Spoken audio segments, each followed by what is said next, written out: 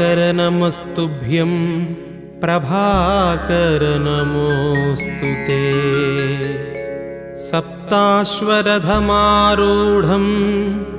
प्रचण्डं कश्यपात्मजं श्वेतपद्मधरं देवं तं सूर्यं प्रणमाम्यहम्।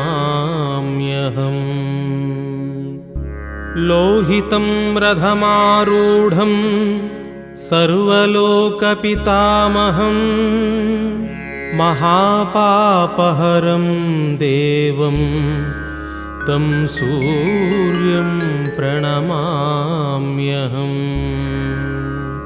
त्रैगुण्यं च महासूरं ब्रह्मविष्णुमहेश्वरं महापापहरं देवं